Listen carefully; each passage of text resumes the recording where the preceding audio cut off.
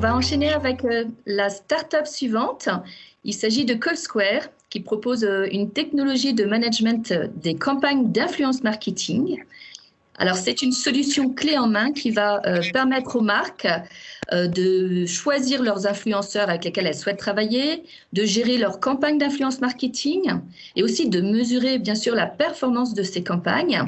Et donc, Fabien, la parole est à toi. Bonjour à toutes et à tous. Merci beaucoup à l'organisation de l'UDEM, c'est vraiment parfait. Je suis ravi d'être parmi vous pour vous présenter CallSquare, qui sera peut-être, sait-on jamais, votre prochaine solution d'influence. Alors chez nous, on préfère parler de KOL marketing. Je m'arrête un instant là-dessus. KOL pour Key Opinion Leader. Parce que voilà, même si vous avez un grand âge, comme c'est mon cas, vous n'êtes pas passé à côté du fait que les réseaux sociaux se multiplient, se thématisent, fourmillent de leaders d'opinion, avec des puissances médiatiques plus ou moins fortes, qui créent des contenus, textes, vidéos, mais aussi audio, comme on vient de le voir, et que nous, on passe de plus en plus de temps à les lire, à les regarder, à les écouter. Tous ces KOL ont au moins un point commun, c'est qu'ils sont experts sur un ou plusieurs sujets qu'ils maîtrisent et qu'ils engagent de façon impressionnante leur communauté, bien plus que vous ne pouvez le faire avec votre propre compte de marque. Ce qui nous fait dire aujourd'hui que pour tirer profit de ce levier incontournable, il faut avoir à la fois une stratégie, des solutions technologiques et une organisation pour à la fois construire, développer et animer son portefeuille de KOL. Alors je passe à la slide carte d'identité. Pour ce qui nous concerne, je vous laisse la découvrir. Ce que j'ai envie de vous dire simplement, c'est qu'après 2 ans d'existence, on a de belles performances commerciales, puisque en 2019, année de création, on a fait de 0 à 1 million de chiffre d'affaires récurrent, et qu'en 2020, on a connu, malgré le Covid, plus 100% de croissance. Les défis du KOL marketing, selon moi, ils sont très orientés autour de la donnée. C'est pas facile d'identifier les KOL qui vont correspondre à votre ADN de marque, à vos valeurs et qui ont une audience affinitaire avec vos produits ou vos services. Donc, c'est l'accessibilité à la donnée sur les différents réseaux sociaux qui est un enjeu. Vous avez aussi peut-être du mal à mesurer les résultats des campagnes que vous faites, puisqu'il y a un enjeu cette fois-ci qui consiste à tracer l'impact des campagnes qu'on mène, parce qu'il faut reconstituer tout le parcours client des gens qui ont été exposés au message, ce qui est un enjeu de données et qui n'est pas facile. Il faut essayer aussi de consolider l'historique de ces relations avec les KOL, qu'on travaille tout seul dans un service RP ou qu'on travaille sur 5 pays avec plusieurs interlocuteurs différents dans un grand groupe. Cet enjeu de consolidation de la donnée autour des KOL, un petit peu comme au sein d'un CRM, n'est pas encore souvent le cas et reste un enjeu pour les entreprises. Il y a un niveau de maturité aussi concernant les entreprises sur le sujet du KOL marketing qui est très hétérogène.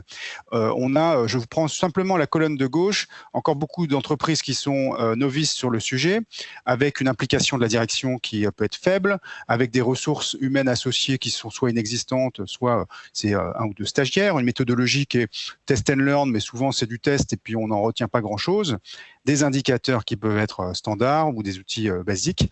Le rôle des agences, pour le coup, là, est souvent très important parce qu'ils font à peu près tout sur le sujet, à la fois stratégie, activation, etc. Les résultats sont encore limités puisque les mentions sociales de la marque au sein de la sphère de l'influence sont généralement en dessous de 500. Sachez que pour tous ceux qui participent à cette présentation aujourd'hui, on vous propose de vous faire un audit gratuit du nombre de mentions sociales avec beaucoup d'indicateurs autres pour que vous sachiez aussi vous situer au sein de la sphère de l'influence. Alors, on pense aussi chez CallSquare qu'il faut internaliser le KOL marketing parce que vous allez améliorer vos performances, tout simplement. Vous avez l'occasion d'avoir un contact direct avec les KOL et ça sera plus efficace pour vous pour communiquer avec eux et ça sera plus efficace pour eux pour délivrer votre message. Vous aurez un meilleur contrôle aussi sur ce levier. Vous allez pouvoir mieux vous différencier aussi des autres marques qui, elles aussi, veulent activer des KOL sur les sujets qui les intéressent. Et puis, vous allez réduire les risques parce que si vous avez aujourd'hui des fichiers à droite, à gauche concernant vos KOL et qu'ils ne sont pas centralisés, vous perdez l'opportunité de capitaliser sur un asset d'entreprise quant à votre communication. Et c'est un enjeu, c'est un levier de long terme, le KOL marketing. Donc, il faut construire des choses qui sont pérennes. Notre mission, un petit nuage de mots ici, mais c'est surtout vous accompagner avec des solutions technologiques, et on pourrait résumer ça par le fait que nous nous considérons comme éditeurs intégrateurs. Donc, on vous propose une solution prête à l'emploi, comme l'a dit Nadia. Vous allez pouvoir chercher les bons KOL, activer des collaborations avec eux et mesurer les performances. Des performances en termes de notoriété, de considération de marque, mais aussi de performances commerciales sur le site internet, sur le trafic en magasin. Nous, on va récupérer plein de données sociales sur les KOL, sur plein de réseaux sociaux, et on va les enrichir. C'est ça aussi le plus grand intérêt de s'équiper de CallSquare, c'est que vous aurez effectivement plein de data, de données enrichies que vous n'avez pas sur les réseaux sociaux, sur l'influenceur bien sûr, sur le KOL, mais aussi sur son audience et précisément sur ce dont il parle dans ses publications. Et donc, trouver le territoire de conversation que vous allez pouvoir préempter. Enfin, on va vous permettre d'implémenter des choses. On ne vous laisse pas tout seul avec une solution. On va intégrer toutes les données qui peuvent être déjà des données d'historique sur vos KOL. On va paramétrer votre veille concurrentielle, mettre en place des indicateurs avec vous. Si vous voulez aller plus loin, on peut faire un accompagnement stratégique, organisationnel, opérationnel, vous aider à suivre vos performances.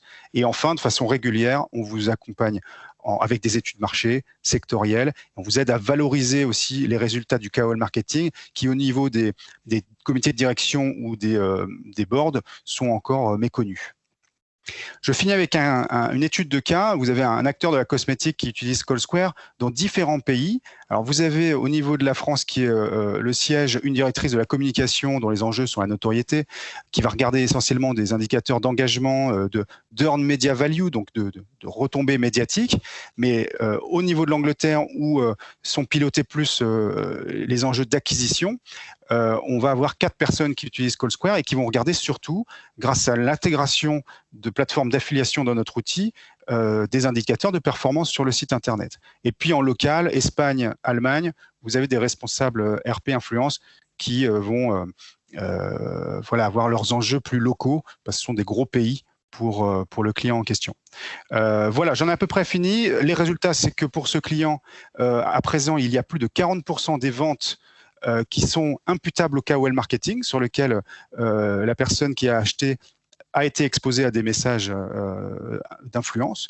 Et ça, c'est assez impressionnant. Et les bénéfices, voilà, une base de données commune, un portefeuille de KOL, un portefeuille d'entreprise, l'historisation des contacts, des reportings individuels, consultables par tout le monde, etc. Je vous laisse voir un petit peu les quelques clients qu'on a. On en a près de 300. C'est des grandes marques, mais c'est aussi ce qu'on appelle des DNVB, des marques qui se créent de toutes pièces en direct to consumer.